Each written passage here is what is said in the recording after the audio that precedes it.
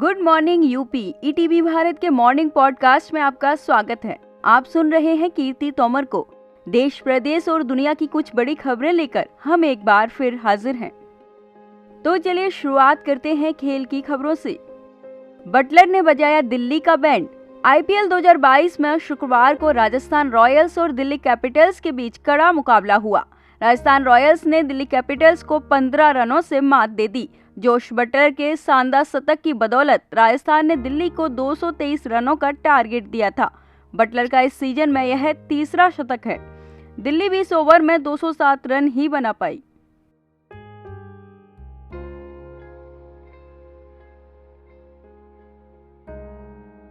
चलिए अब बात कर लेते हैं मनोरंजन जगत की। जानवी कपूर ने करवाया रॉयल फोटोशूट। जानवी कपूर बॉलीवुड की फेवरेट स्टार किड से फेवरेट एक्ट्रेस बन चुकी हैं। अपनी फिल्मों के साथ साथ लुक्स के लिए भी जानवी को जाने लगा है। जानवी इस महीने खुश मैगजीन के कवर पर छाई हुई हैं।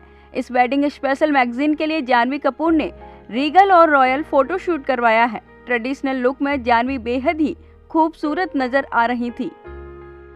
बॉलीवुड में और क्या कुछ खास है, चलिए बताते हैं। विमल के विज्ञापन पर अजय देवगन की दो टूक। गुटखा पान मसाला बनाने वाली कंपनी विमल के विज्ञापनों में लंबे समय से दिख रहे अजय देवगन ने विज्ञापन को लेकर चल रहे विवाद पर अपनी प्रतिक्रिया दी है। आलोचना के बीच दो टूक लहजे में अजय ने ब्रांड से अपने एसोसिएशन को अपनी व्यक्तिगत पसंद बताया है। उन्होंने कहा कि अगर ऐसे प्रोडक्ट से विवाद होता है तो इनकी बिक्री पर रोक लगा देनी चाहिए। चलिए कुछ बातें सत्ता की गलियारों से भी हो जाएं। इलाहाबाद हाई कोर्ट में स्वामी चिन्मयानंद सरस्वती के केस की सुनवाई टली। इलाहाबाद हाई कोर्ट के न्यायमूर्ति राजीव गुप्ता ने स्वामी चिन्मयानंद सरस्वती की याचिका की सुनवाई से स्वयं को अलग कर लिया है और अन्य पीठ को नामित करने के लिए मुख्य न्यायाधीश को संदर्भित कर दिया है। याचिका की अगली सुनवाई 5 मई को होगी। यूपी से एक और खबर है। पूर्व मंत्री धर्म सिंह सैनी की बड़ी मुश्किलें।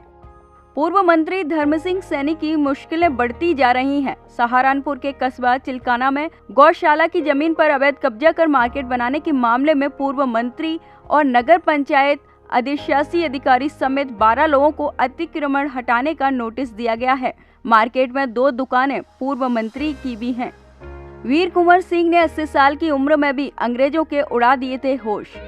1857 का भारतीय स्वतंत्रता संग्राम भारत के इतिहास में आजादी की पहली लड़ाई के नाम से जाना जाता है।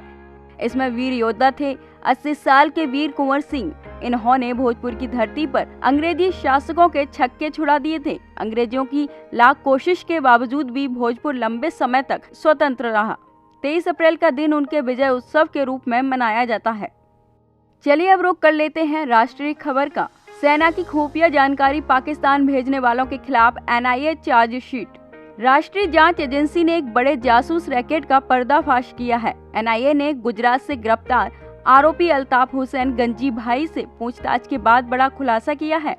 एनआईए के वरिष्ठ अधिकारी ने बताया कि पाकिस्तानी आकाओं के कहने पर अल्ताफ हुसैन ने भारतीय रक्षा बलों और प्रतिष्ठानों से संबंधित संवेदनशील जानकारी जुटाने और उसे पाकिस्तान हैंडलरों को देने के लिए ओटीपी का सहारा लिया।